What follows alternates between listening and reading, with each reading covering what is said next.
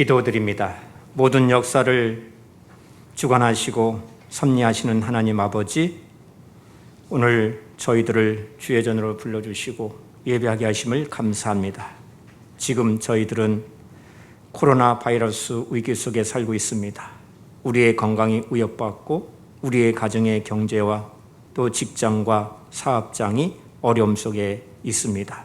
주님, 이 어려운 가운데서도 주님만을 바라보게 하여 주시고 주님만 의지하게 하시고 하나님의 선하심을 믿는 그 믿음으로 이 모든 과정 속에서 하나님께서 앞서 행하여 주시는 그 일을 바라보고 나아가게 하옵소서.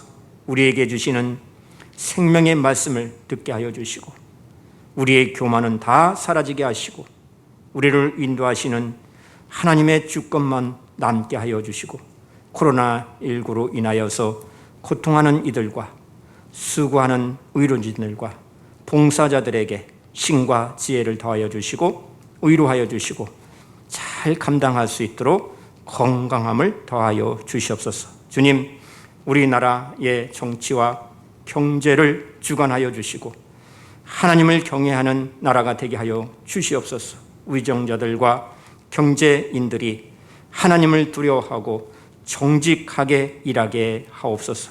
우리 사회의 여러 가지 부정과 부패의 문제들이 다 해결되게 하여 주시옵소서. 하나님을 대적하는 문화들이 사라지게 하여 주시고 우리 민족에게 남아있는 상처와 전쟁의 위험이 다 사라지게 하셔서 주 예수님의 복음으로 땅과 복이 하나 되게 하여 주시옵소서. 36년간 나라를 잃어버리고 나라의 주권을 회복시켜 주신 하나님, 광복의 기쁨을 주신 하나님 감사를 드리며 복음으로 우리가 죄로부터 해방되었음을 믿고 주님만을 의지하게 하옵소서. 오늘 또 영상으로 예배하는 우리 성도들, 이 자리에 있는 성도들과 동일한 은혜로 함께하여 주시고 말씀으로 충만케 하시고 성령 충만함으로 주님과 동행하는 귀한 복된 날이 되게 하옵소서. 함께 하심을 믿사옵고 예수님의 이름으로 기도드리옵나이다. 아멘. 오늘날 우리들은 차량의 홍수 시대에 살아가고 있습니다. 만약 교통 법규를 어기는 모든 차량들을 다 잡아낸다면 아마 한 대도 운행되지 못할지도 모릅니다. 중요한 교통 위반이 아닌 이상 어떤 때는 슬쩍 눈 감아주기도 합니다. 그러나 적발된 사람의 입장에서 볼 때에는 다르지요. 누구는 봐주고 누구는 봐주지 않는다고 불평을 하게 될 것입니다. 사회법도 마찬가지입니다. 모든 법을 규정된 그대로 지키는 사람은 아무도 없을 것입니다. 모든 규정을 정해놓지만은 실제로는 모두 처벌하지는 않습니다. 왜냐하면 그것을 일일이 다 처벌하게 되면 받지 않을 사람이 아무도 없기 때문인 것입니다. 당시 갈라디아 사람들의 문제가 무엇이었습니까? 그들은 믿음으로 구원받는 나는 진리는 너무나도 쉽다는 것이었습니다. 그래서 그들은 율법을 지키는 것을 주장하였습니다. 그것을 선택하고 할례도 받고 율법도 지키려고 애를 썼습니다. 이것에 대하여 사도 바울이 강조하는 것이 무엇입니까? 복음 이외에는 다른 대안이 없다라는 것이었습니다. 오늘 본문 말씀을 우리들에게 하시고자 하는 것이 무엇입니까? 구약 성경에는 의인은 믿음으로 살리라라는 말씀도 있고 율법을 지키는 자는 그 율법으로 인하여 살리라라는 말씀도 있다는 것입니다. 그래서 사도 바울은 하박국 선지자의 말씀을 인용하여 말씀하고 있습니다. 하박국서 2장 4절에 보라 그의 마음은 교만하며 그 속에서 정직하지 못하나 의인은 그의 믿음으로 말미암아 살리라. 이것이 바로 그리스도의 복음인 것입니다. 본문 11절 말씀을 보시면 또 하나님 앞에서 아무도 율법으로 말미암아 의롭게 되지 못할 것이 분명하니 이는 의인은 믿음으로 살리라 하였음이라 라고 사도 바울은 이야기하고 있습니다.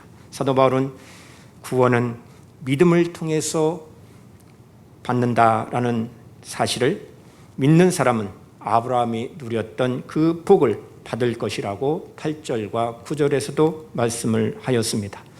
갈라디아서에서는 의롭다라는 것에 어떤 의미가 있습니까? 실제로는 의롭지 못하고 흠이 있지만은 의롭다고 인정하는 것을 말하는 것입니다. 의는 윤리, 도덕상 올바른 행실이나 착함, 공정함, 참됨, 경건함, 정직함 등 죄와 관계없는 상태를 의미하는 것입니다. 우리가 주목해야 할 것은 의는 하나님의 거룩한 속성이라는 것이죠. 그 의로서 하나님은 이 세상을 경영해 가시고 또 구원 역사를 이루어 가신다라고 말씀하고 있는 것입니다. 성경은 우리가 예수 그리스도를 통해서 의롭다라고 인정을 받으면 어떻게 되는지를 말씀하고 있습니다. 첫째는 율법의 형벌을 면하게 된다고 말씀하고 있고, 두 번째는 하나님과 화목한 자리에 서게 된다고 말씀하고 있고, 세 번째는 그리스도의 의가 믿는 자에게 전가된다고 말씀하고 있습니다. 네 번째는 하나님 앞에 새로운 존재가 된다고 말씀하고 있습니다. 이와 같이 죄인이 아니라 영광스러운 하나님의 자녀가 되는 신분으로 살게 된다고 말씀하고 있습니다. 이와는 대조적으로 율법의 행위를 통해서 구원을 바라는 사람은 율법의 저주 아래 있는 사람이다 라고 10절에서도 말씀하고 있습니다. 이것은 율법의 행위로 하나님 앞에서 의롭다 인정을 받으려는 사람은 율법을 완전히 지켜야 하는데, 실제로는 그 누구도 율법을 완전하게 지킬 수가 없기 때문이라고 말씀하고 있습니다. 우리는 오직 믿음을 통해서만 의롭다라고 인정을 받을 수 있다라고 11절에서 강조하고 있습니다. 믿음을 통해 의롭게 된 사람만이 구원을 받을 수 있다라는 뜻으로 해석하는 것입니다. 바울은 율법의 행위로만은 의롭게 될 수 없음을 구체적으로 설명을 하고 있습니다. 율법주의자들이 율법을 어기는 것을 죄로 여기기 때문에 우리가 죄 아래에 있다라는 것입니다. 하지만 우리는 죄 아래에서도 믿음으로 의롭다 여김을 받을 수 있다고 말씀합니다. 그 이유는 하나님께서 이 세상에 독생자 예수 그리스도를 보내심으로 우리의 죄를 십자가에서 대신 지셨기 때문이라고 13절에서 말씀하고 있는 것입니다. 사람은 누구나 완전하지 못하기 때문에 율법 앞에서 죄를 지을 수밖에 없는 연약한 존재입니다. 그러나 하나님은 우리를 사랑하셔서 그 아들을 보내심으로 율법의 죄에서 자유롭게 해 주셨습니다. 우리의 신앙의 중심에 주 예수님을 모시고 믿음으로 영생을 누리며 사는 하나님의 자녀가 되게 하신 것입니다. 13절 말씀을 보시면 속량하셨으니 라고 말씀하는데, 이는 돈을 주어서 그 몸값을 지불하고 다시 데려온다라는 뜻으로 해석합니다. 예수 그리스도께서 십자가를 지시며 또 인류의 몸값을 다 지불하셨다라는 말씀입니다. 예수님이 십자가를 지시기 전에는 인류는 죄의 노예가 되었다는 것입니다. 그래서 14절에 아브라함의 복에 대하여 말씀을 하고 있는 것입니다. 아브라함이 하나님을 믿음으로 의롭다라고 인정을 받은 것이 바로 복이라고 말씀하고 있습니다. 창세기 15장 6절을 보시면 아브라함이 여호와를 믿으니 여호와께서 이를 그의 의로 여기셨다고 말씀합니다. 하나님을 믿음으로 의롭다고 인정을 받는 것 그 자체가 복이라고 말씀하고 있습니다. 14절에서 성령의 약속에 대하여 말씀하고 있습니다. 이것은 예수님께서 보혜사 성령을 보내주시겠다라는 약속인 것입니다. 사도행전 1장 4절에 사도와 함께 모이사 그들에게 분부하여 이르시되 예루살렘을 떠나지 말고 내게서 들은 바 아버지께서 약속하신 것을 기다리라 라고 주님께서 말씀하셨습니다. 여러분, 성령은 무엇입니까? 하나님의 영, 그리스도의 영이십니다. 성령님이 우리 심령 가운데 내주하십니다. 성령님이 오신 목적은 예수 그리스도를 높이는 것입니다. 그리스도를 영화롭게 하고 영광을 돌리기 위해서 오셨습니다. 성령님은 죄인으로 하여금 자신의 죄를 깨닫게 하시고 또 회개하게 하시고 그 죄로부터 돌이켜 회심의 역사를 경험하게 하시는 것입니다. 이어서 성령님은 거듭난 영혼이 지속적으로 믿음이 자라게 하시고 더욱더 주님을 바라보게 하시고 영적 공급에 귀한 생명의 말씀을 받게 하십니다. 말씀을 듣고 묵상할 때 이해하게 하시고 깨닫게 하여 주시고 마음으로 받아들이고 실천할 수 있도록 성도들의 영혼을 조명해 주시는 것입니다. 그래서 성도의 영적 성장은 반드시 성령님의 역사로부터 시작되는 것입니다. 그래서 성령의 충만한 은혜 가운데 우리가 있어야 하는 것입니다. 성경의 주제는 바로 구원인 것입니다. 주인공은 주 예수 그리스도이십니다. 성경은 하나님의 말씀이고 구원의 책입니다. 그렇다면 우리는 어떻게 구원을 받습니까? 우리가 의롭게 되는 방법은 무엇입니까? 이 질문 속에 해답을 찾을 수 있어야 합니다. 갈라디아 교회에 들어온 유대 율법주의자들은 율법을 행해야만 구원을 받고 의롭게 된다라고 가르쳤던 것입니다. 그런데 사도 바울은 본문 10절에서 율법 행위에 속한 자들은 다 저주 아래에 있다라고 선포하였던 것입니다. 율법의 행위로는 구원을 받을 수 없다는 것입니다. 하나님께서 율법을 주신 목적이 있습니다. 로마서 3장 20절을 보시면 그러므로 율법의 행위로 그의 앞에 의롭다 하심을 얻을 육체가 없나니 율법으로는 죄를 깨달음이라 라고 했습니다. 율법을 행함으로 구원을 받는 것이 아니라 율법을 통해서 죄를 깨닫게 하시는 것입니다. 그래서 율법은 무엇인가를 하는 그 행위를 요구하고 그 행위를 판단하게 되는 것입니다.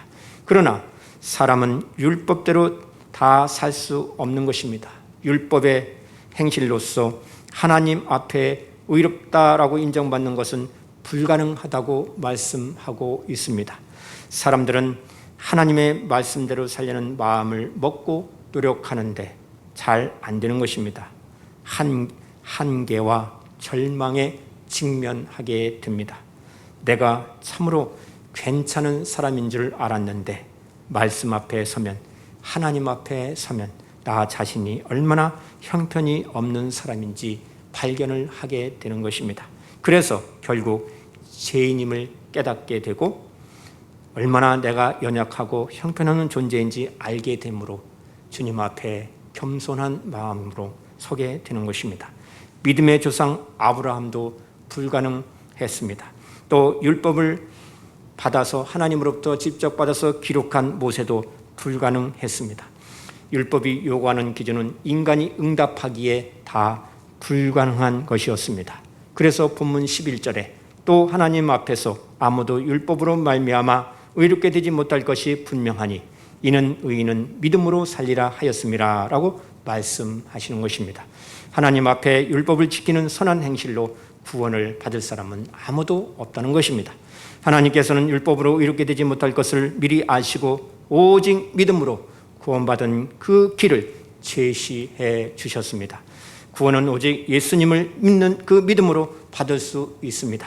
다른 방법은 없는 것입니다. 그래서 사도행전 4장 12절을 보시면 다른 이로서는 구원을 받을 수 없나니 천하 사람 중에 구원을 받을 만한 다른 이름을 우리에게 주신 일이 없습니다 라고 말씀하고 있습니다. 신약에서도 예수님을 믿음으로 또 구약에서도 예수님을 믿음으로 구원을 받게 된다고 말씀합니다. 그런데 문제는 구약 시대에는 예수님이 아직 오시지 않았는데 어떻게 예수님을 믿고 구원을 받을 수 있다는 말씀입니까? 하나님께서는 구약 시대에 즉 메시아가 오시기 전에 상징과 사건과 예언을 통해서 예수 그리스도를 계시해 주셨습니다. 대표적인 상징은 바로 어린 양입니다.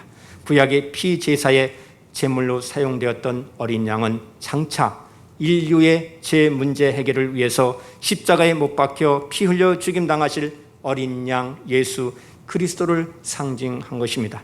구약 성경 모두 예수 그리스도를 증거하고 있습니다. 신약의 성도는 오신 예수님을 믿었고 또 구약의 성도는 오실 예수님을 믿었던 것입니다. 성경은 모든 사람이 죄인이라고 말씀하고 있습니다. 또한 우리 모두 죄인입니다.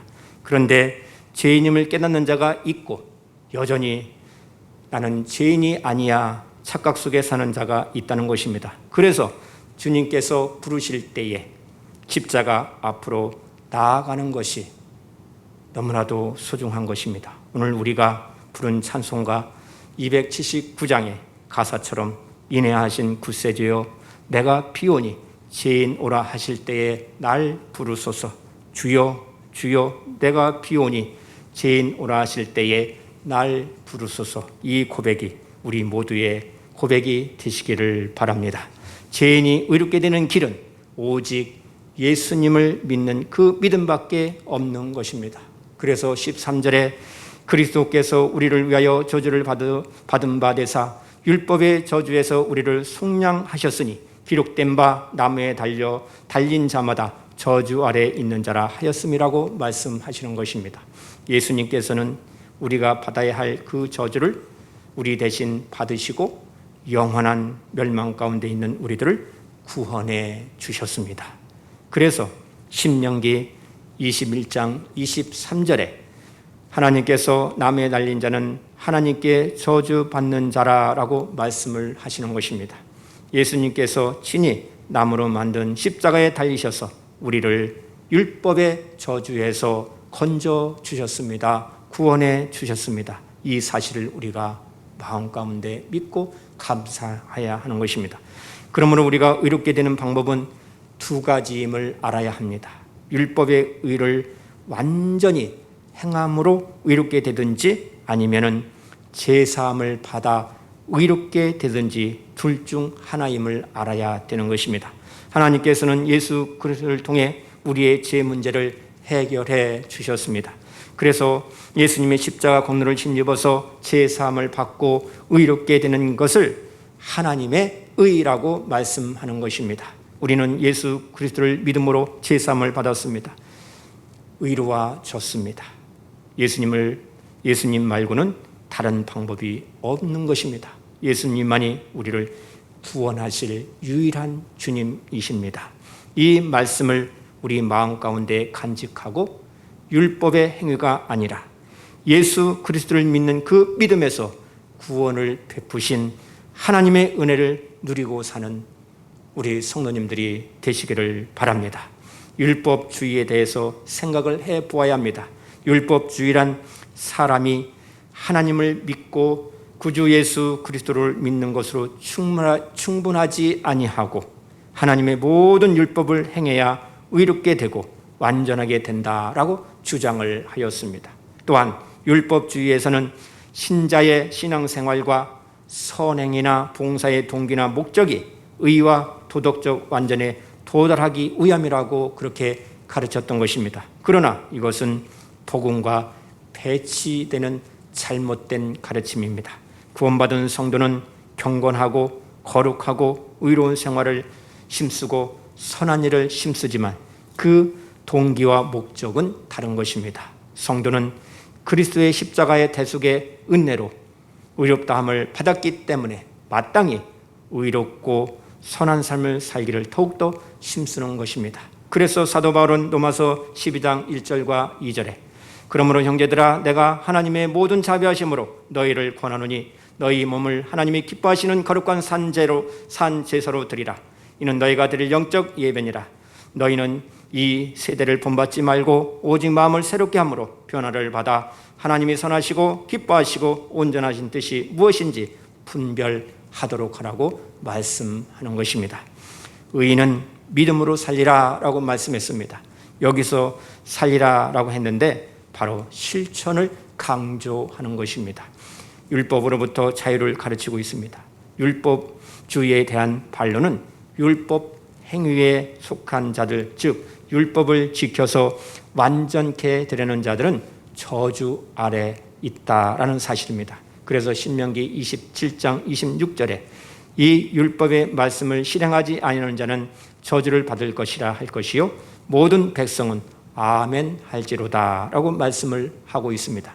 성경은 사람이 모든 법을 항상 지키지 아니하면 저주 아래 있다라고 선언을 합니다. 이 세상에 율법을 항상 지키는 사람은 아무도 없습니다.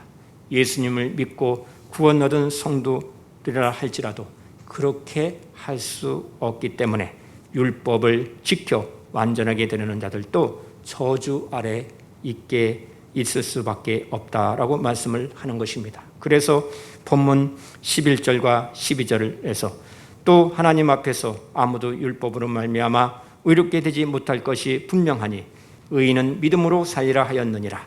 율법은 믿음에서 난 것이 아니니 율법을 행하는 자는 그 가운데에서 살리라 하였느니라고 말씀을 하는 것입니다. 여기서 믿음으로라는 말씀은 행위로 혹은 법을 지킴으로라는 말씀으로 해석할 수 있습니다. 대조되는 말씀입니다. 산다는 말은 영원한 삶을 이야기하는데 곧 영생을 가리키는 것입니다. 그러므로 율법주의에 대한 반론은 하박국 2장 4절에 의인이 믿음으로 살리라 이 말씀은 복음의 원리에 맞고 율법주의에는 맞지 않다는 것입니다.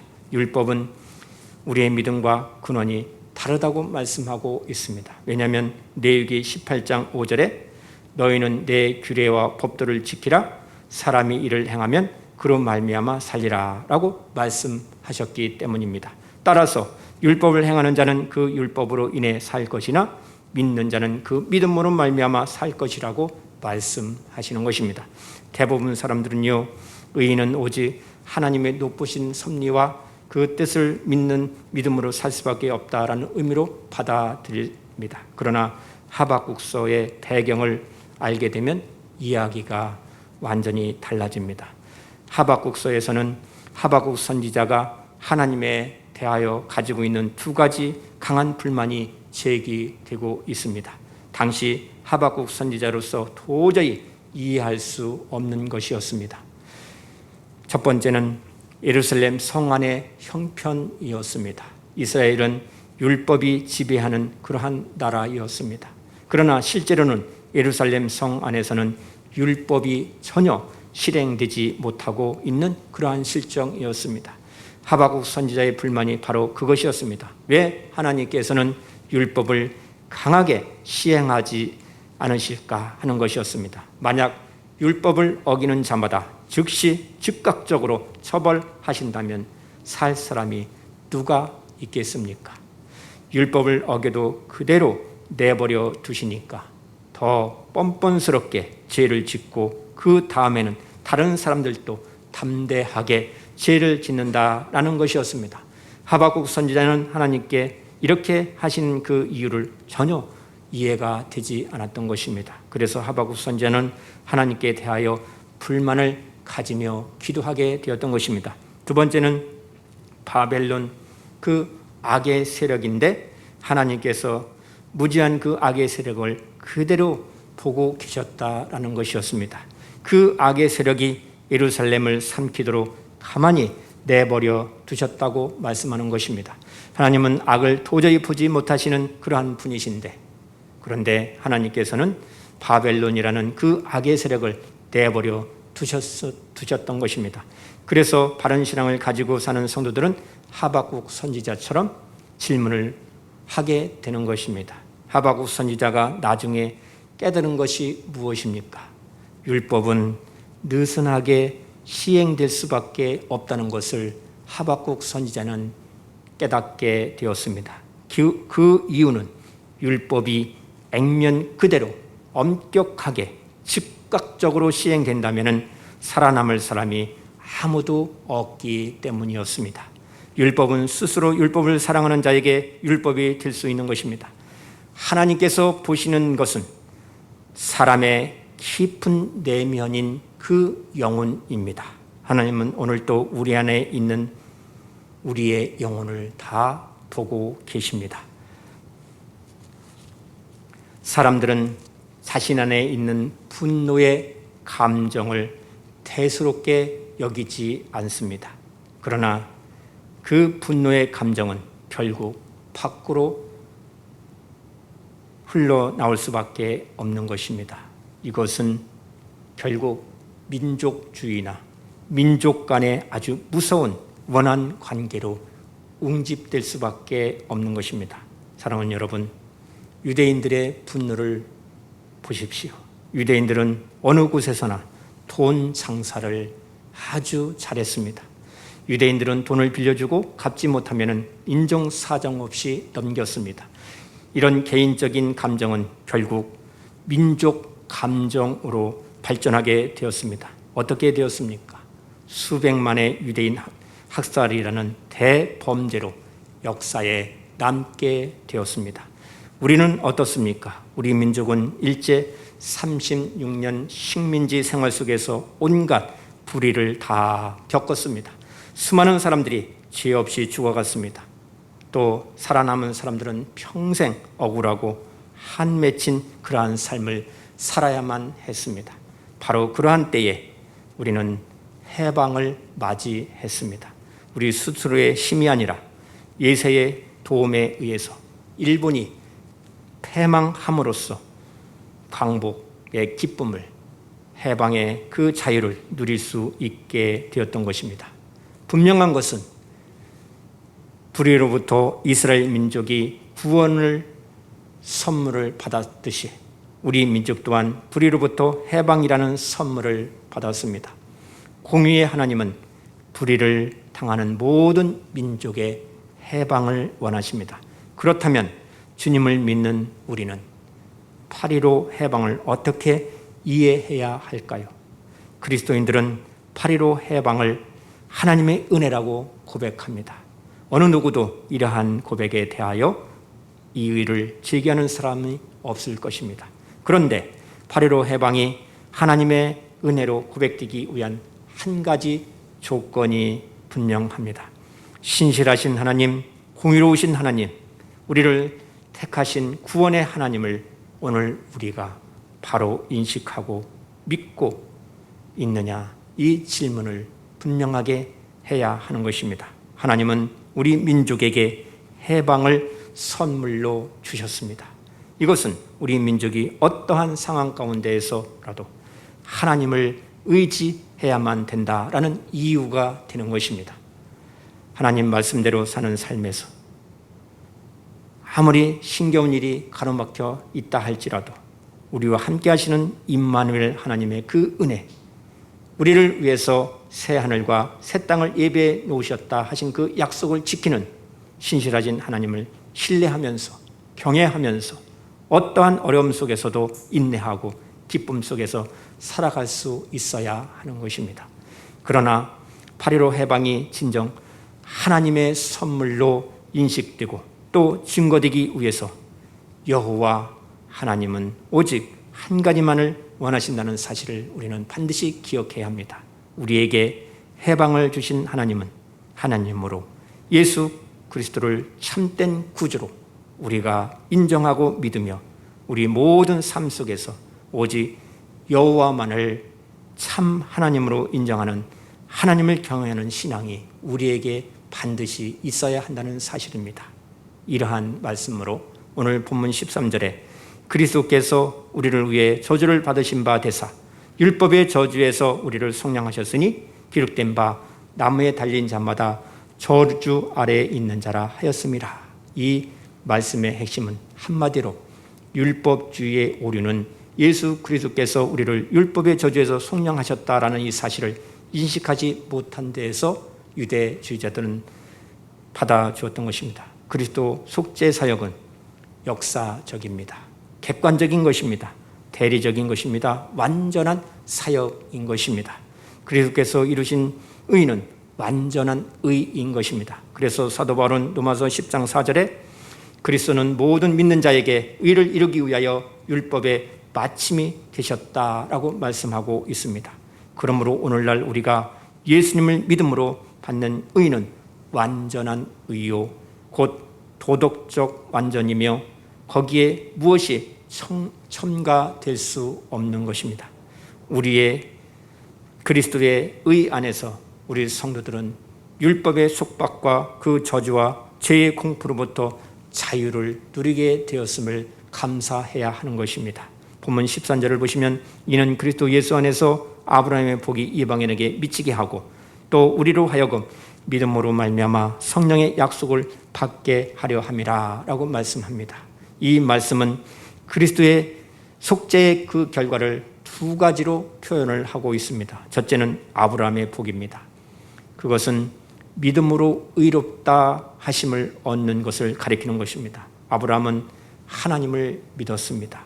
하나님께서는 이것을 그의 의로 여겨주셨다고 말씀합니다. 이와 같이 예수 그리스도의 속죄의 죽음, 십자가의 복음을 믿는 자들은 제사함과 의롭다 하심을 얻게 되었다라고 말씀하고 있습니다. 두 번째는 믿음으로 약속된 성령을 받았다고 말씀합니다. 성령님께서는 죄인들 속에 거하실 수 없습니다. 그러나 성령님께서는 예수 그리스도의 속죄의 피로 씻임받고 의롭다 하심을 얻은 자들 속에 들어오셔서 거하십니다. 이 두 가지는 다 예수 그리스도의 속죄 사역의 결과임을 말씀하고 있습니다. 예수 그리스도를 믿음으로 말미암아 오는 참된 복이라고 말씀하고 있습니다. 그래서 갈라디아서 3장 1절부터 14절 말씀을 다시 한번 정리한다면 율법주의 곧 율법을 지켜야 의롭게 된다는 그 생각에 대하여 7가지를 반론하고 있습니다. 첫 번째, 그리스도께서는 우리의 죄를 대속하기 위해서 십자가에 죽으셨다고 말씀합니다. 사람이 율법을 지켜 의롭게 된다면 그리스도께서 죽지 않으셨다라는 것입니다. 두 번째는 우리는 율법을 행함으로서가 아니고 오직 예수 그리스도를 믿음으로 십자가 복음을 믿음으로 보혜사 성령을 받게 된다고 말씀하고 있습니다. 성령님께서 구원받은 성도들 심령 가운데에 오심으로 우리 죄 씻음과 의롭다 하심을 전제함 속에서 성령님이 내주하심을 말씀하고 있습니다. 세 번째는 사람은 율법을 지키려는 그 육신적 노력으로 의롭게 될 수 없다는 것입니다. 그것은 성경의 역사와 성경 자체가 증거해 주고 있습니다. 이사야서 64장 6절 보시면 우리는 다 부정한 자 같아서 우리의 의는 다 잎사귀같이 시들므로 우리의 죄악이 바람같이 우리를 몰아가나이다 라고 말씀하고 있고, 레위기 17장 9절을 보시면 만물보다 거짓되고 심히 부패한 것은 마음이라 누가 등이 이를 알리오마는 이라고 말씀하고 있습니다. 그리고 우리가 삶 속에서 경험하는 바인 것입니다.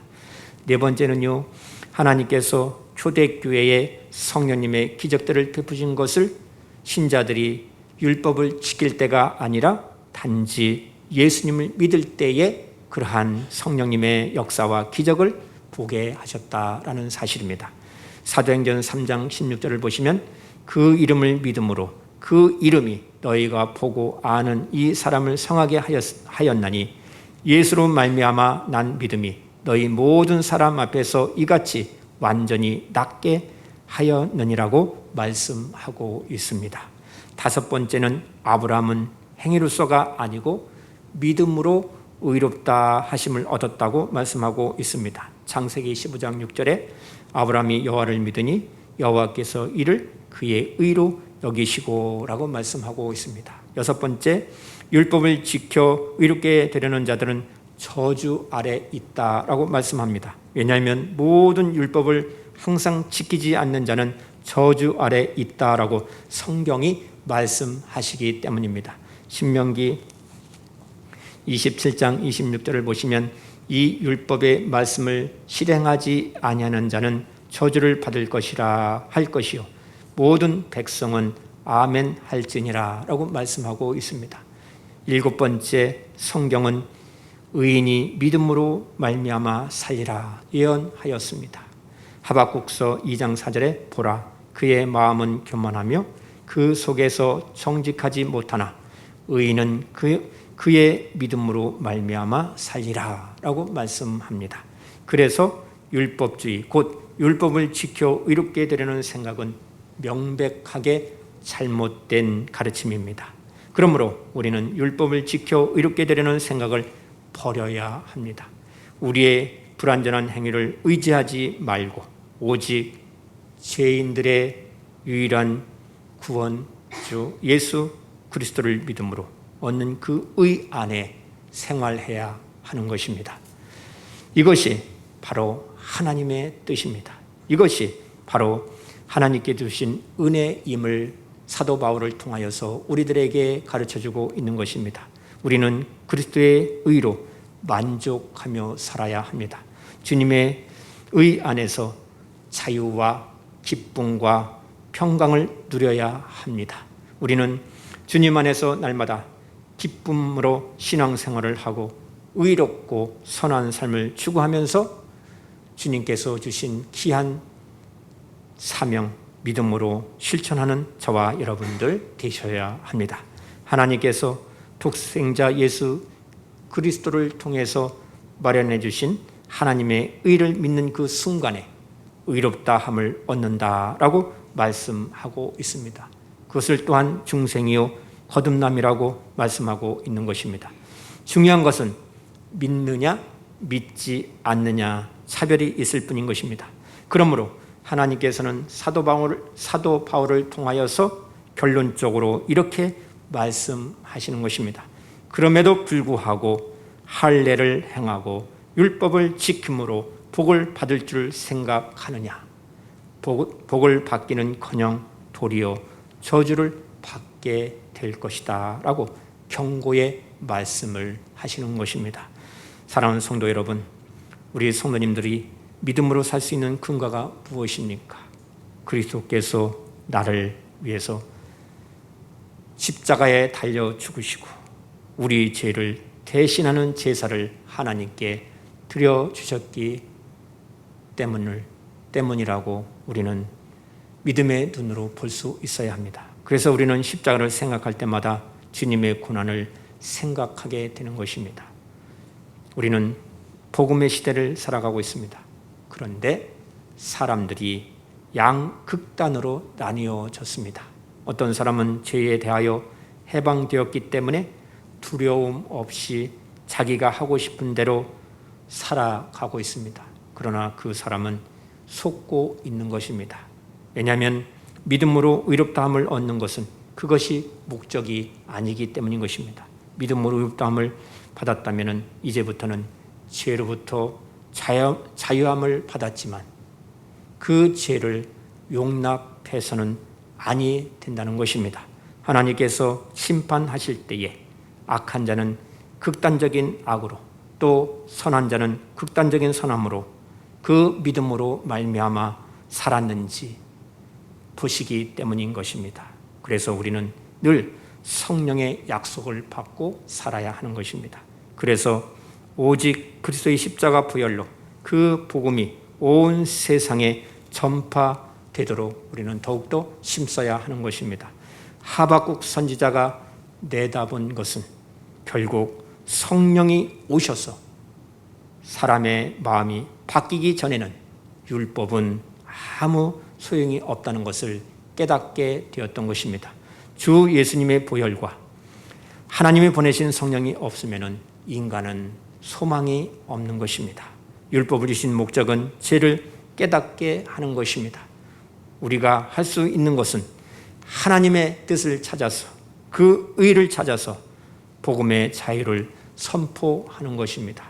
복음을 증거하고 생명을 살리는 데 있는 것입니다. 율법이 원하는 정신이 무엇인지 찾아서 믿음으로 행하는 삶을 사는 것입니다. 그래서 억지로가 아니라 기쁨으로 하나님이 기뻐하시는 삶을 사는 것이 중요한 것입니다. 아브라함의 복이 약속되어 있었습니다. 아브라함의 육신적 자손이 상속을 받을 기업은 가나안 땅이었습니다. 그러나 그의 영적 자손인 하나님의 자녀들이 그리스도인들이 우리가 상속을 받을 기업은 새 하늘과 새 땅, 곧 영원히 살 수 있는 하나님의 나라 천국인 것입니다. 이 소망을 가지고 어려운 상황 가운데에서도 주님을 바라보시면서 주님과 24시간 동행하면서 순간순간 주님을 생각하고 주님이시라면 어떻게 행하실까? 주님과 소통하면서 믿음으로 승리하는 성도들이 다 되시기를 주님의 이름으로 축복합니다. 기도합니다. 하나님 아버지, 의롭다 인정해 주셔서 감사합니다. 믿음으로 의롭게 하심으로 하나님과 화목한 자리에 서게 하셔서 예배하게 하심을 더욱더 감사드립니다. 율법의 형벌을 면하게 하셨음을 감사합니다. 하나님과 화목한 자리에 서 있게 하심을 감사합니다. 그리스도의 의가 믿는 자에게 전가되게 하심을 감사합니다. 하나님 앞에 새로운 존재가 되게 하시고 하나님 아버지와 우리 사이에 죄가 끼어들지 못하도록 주님 막아 주십시오. 하나님 아버지께서 약속으로 보내주신 성령의 권능으로 영적 싸움을 싸워 승리하게 하여 주옵소서. 주님, 성령 충만케 하셔서 성령의 은혜로 우리 삶 가운데에 그리스도의 성품이 열매로 나타나게 하여 주실 줄 믿습니다. 우리를 의롭게 인정해 주심을 감사하옵고 예수 그리스도의 이름으로 간절히 기도드리옵나이다. 아멘.